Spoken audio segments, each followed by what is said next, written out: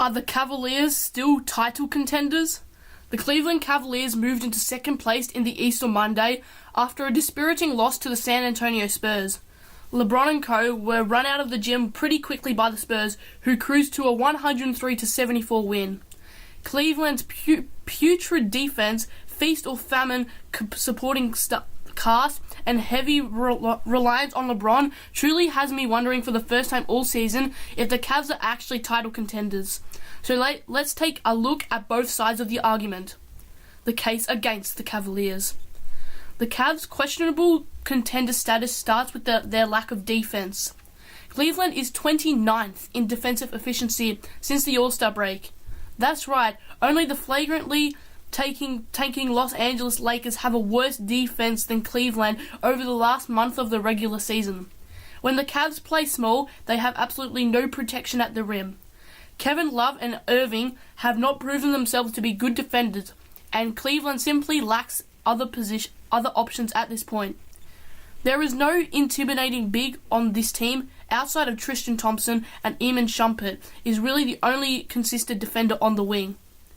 The Spurs routinely have clean lanes onto the rim on Monday, and any of the offensive juggernauts in the West would likely be happy to see Cleveland's defense in the finals. Remember that no team outside the top 10 in defensive efficiency has won a title since the 2001 Lakers.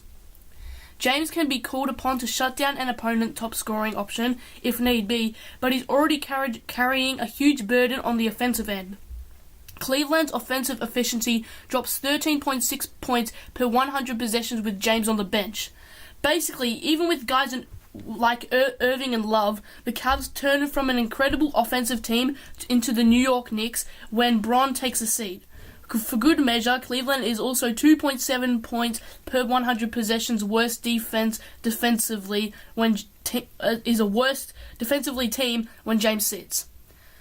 Cleveland's depth is also too difficult to gauge.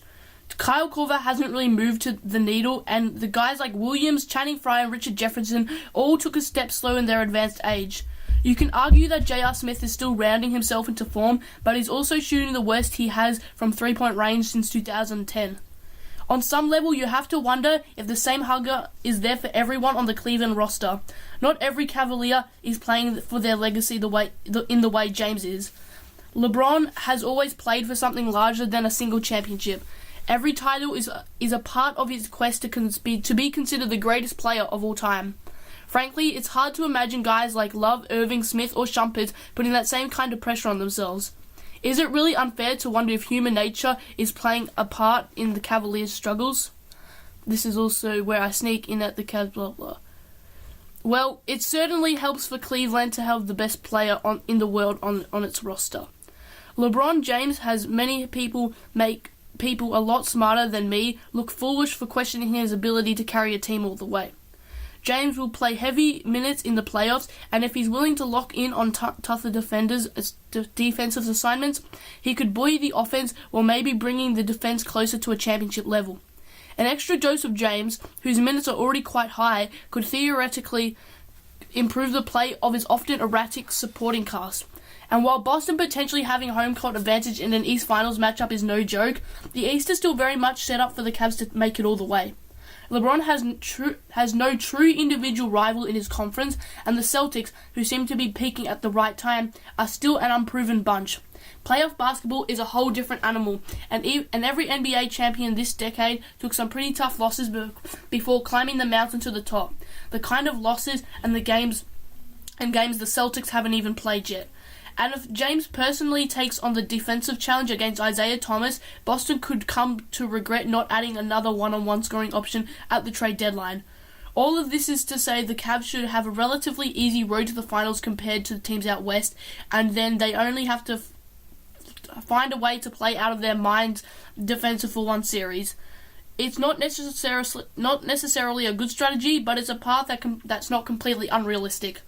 And that's really it. A weak conference plus LeBron has kind of been the formula for James the last 3 seasons or so, and it's enough to give the Cavs a chance in a final series where they will easily be underdogs to the Warriors.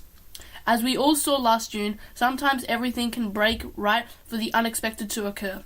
but for a team with a fairly clear path to the finals, the Cavaliers are just barely clinging to their title hopes. So thank you guys so much for watching. I hope you enjoyed this video. It feels really good to be uploading again. I hope you guys are looking forward to the future with me. Thanks again for watching. Please like, comment, and subscribe. And peace out, my friends.